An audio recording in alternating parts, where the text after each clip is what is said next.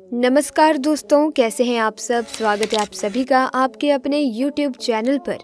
दोस्तों, भले ही आपने किन्नरों को हजारों बार देखा हो, लेकिन हमारा दावा है कि फिर भी आप इनके बारे में ज़्यादा कुछ नहीं जानते हैं। जी हाँ दोस्तों, आज के हमारे इस वीडियो में हम आपको किन्नरों के बारे में कुछ ऐसी बातें बताएंगे जो आपने आज से पहले कभी सुनी नहीं होंगी। ये बातें आपको हैरान तो करेंगी ही, साथ ही आपको किन्नरों के बारे में सोचने पर मजबूर कर देंगी।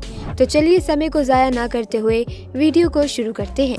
दोस्तों, आज की हमारी खास पेशकश जो कि किन्नरों पर आधारित है, लेकिन उससे पहले कि हम वीडियो में आगे बढ़े, हम चाहेंगे कि अगर आपको हमारी ये वीडियो अच्छी लगे तो दोस्तों इस वीडियो को लाइक ज़रूर कर देना, साथ ही साथ शेयर भी करना। अगर आपने अभी तक हमारे चैनल को सब्सक्राइब भी नहीं किया तो जल्दी से सब्सक्राइब करके बेल आइकन को भी प्रेस कर देना, ताकि ऐसी वीडियोस की अपडेट आपको सबसे पहले मिले।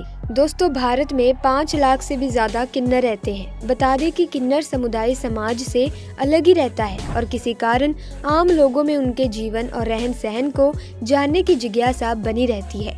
शास्त्रों के अनुसार स्पर्म की अधिकता से पुत्र उत्पन्न होता है, रक्त की अधिकता से कन्या उत्पन्न होती है और वीर्य और रक्त समान हो तो किन्नर संतान उत्पन्न होती है।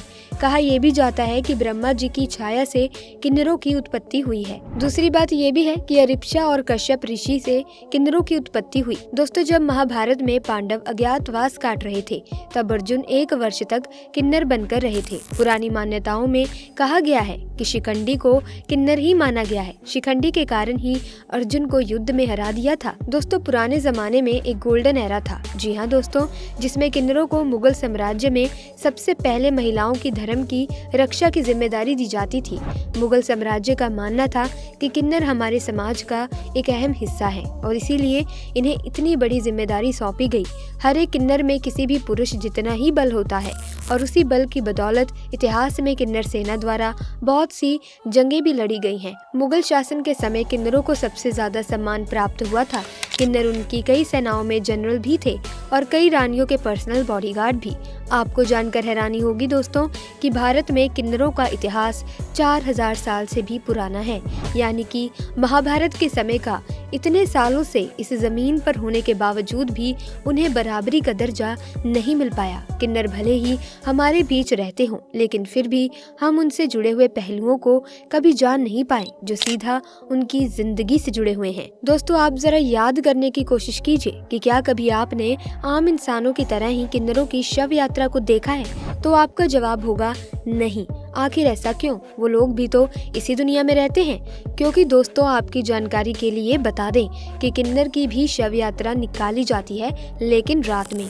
किन्नरों की यात्राएं रात में निकाली जाती हैं ताकि कोई आम इंसान ना देख ले। इसका कारण ये है कि जब कोई आम इंसान देख लेता है तो वो दोबारा से किन्नर के रूप में ही जन्म लेता है। मुर्दे को जलाते नहीं बल्कि दफनाते हैं।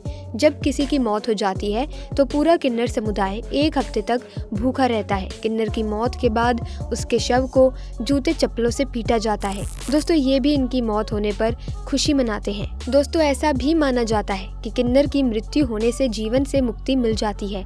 तो क्या आप यकीन करेंगे कि किन्नरों का विवाह भी होता है?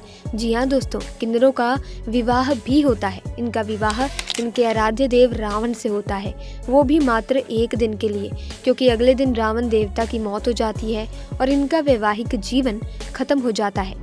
दोस्तों, बता दें कि देश में वर्ष भर किन्नरों की संख्या में 40 से 50 हजार की वृद्धि होती है। पूरे देश भर के तमाम किन्नरों में से 90% ऐसे होते हैं जिन्हें किन्नर बनाया जाता है। वक्त के साथ किन्नर बिरादरी में शामिल होते चले गए हैं जो जनाना भाव रखते हैं। इनकी दुनिया का खौफनाक सच भी है कि ये समाज ऐसे लड़कों की तलाश में रहता है जो खूबसूरत हो, जिसकी चाल ढाल थोड़ी कोमल हो और जो ऊंचा उठने का ख्वाब देखता हो, एवं ये समुदाय उससे नजदीकी बढ़ाता है और फिर वक्त आते ही उसे पड़िया कर दिया जाता है। पड़िया का मतलब उसके शरीर के उस अंग को काट दिया जाता है। उसके बाद वो भी लड़का नहीं रहता। बता दें कि जब किन्नरों के समूह में कोई नया किन्नर आता है तो उसका बहुत ही भव्य तरीके से स्वागत किया जाता है। उसके लिए नाच गाने के साथ खास दावत का भी इंतजाम किया जाता है। ऐसे में तो किन्नर बहुत ही खुश दिखते हैं, लेकिन असल जिंदगी में अगर उनकी जिंदगी के बारे में जानने की कोशिश की जाए तो ये किन्नर बहुत दुखी होते हैं। ये अपनी देवी भरूचा माता से माफ़ी मांगते हैं और उनसे ये बोलते हैं कि अगले जन्म में उन्हें किन्नर कभी ना बनाएं।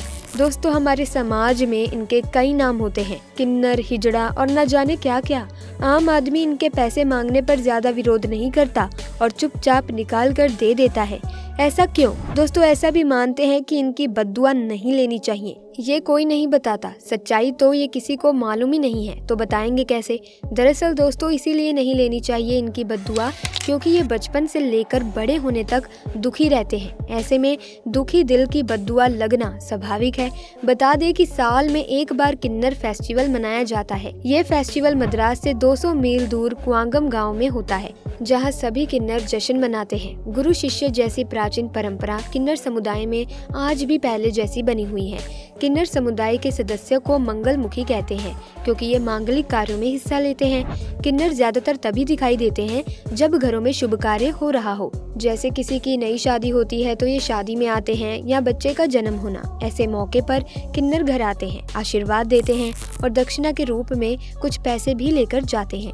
ऐसी मान्यता है कि किन्नर की दुआ में बहुत ताकत होती है और किन्नरों को दान देना बड़ा पुण्य का काम है। दोस्तों, आपको बता दें कि किन्नर की दुआएं किसी भी व्यक्ति के बुरे समय को दूर कर सकती हैं। माना जाता है कि इन्हें वनवास के समय भगवान राम से वरदान मिला था।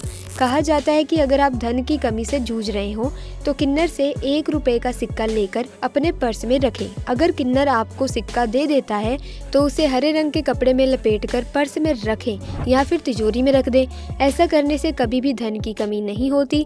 पैसों की किल्लत आपको अपने जीवन में कभी सताएगी नहीं। 1871 से पहले किन्नरों को ट्रांसजेंडर का अधिकार मिला हुआ था, लेकिन 1871 में अंग्रेजों ने किन्नरों को क्रिमिनल ट्राइब्स मतलब जराइम पेशा जनजाति श्रेणी में डाल दिया। बाद में आज़ाद हिंदुस्तान का नया संविधान बना तो 1951 में किन्नरों को क्रिमिनल ट्राइब से निकाल दिया गया, मगर उन्हें उनका हक तब भी नहीं मिला। दोस्तों, ऐसे तो किन्नरों का इतिहास 4000 साल पुराना है, लेकिन आज भी किन्नरों को हमारे समाज में नीचा स्थान दिया गया। वैसे तो किन्नर हिंदू धर्म निभाते हैं, लेकिन उनके गुरु हमेशा ही मुस्लिम धर्म के होते हैं। किन्नरों को हमारे समाज में एक अलग ही नज़र से देखा जाता है। आज भी किन्नरों को हमारे समाज में वो जगह नहीं मिल सकी, वो मान सम्मान नहीं मिल सका जिसके वो हकदार हैं। दोस्तों, हमारे विचार में भले ही हमारा समाज किन्नरों को अलग समझता हो, लेकिन इन्हें भी एक अच्छा स्थान मिलना चाहिए जहां इनका सम्मान हो, इनसे इंसानियत भरा व्यवहार किया जाए। बाकी आपकी क्या राय है हमें कमेंट्स में ज़रूर बताना। हमें आपके कमेंट्स का इंतज़ार रहेगा। दोस्तों, कैसा लगा आपको किन्नरों का ये अनोखा संसार जानकर? क्या आप भी किन्नरों की दुआ बद्दुआ में विश्वास रखते हैं?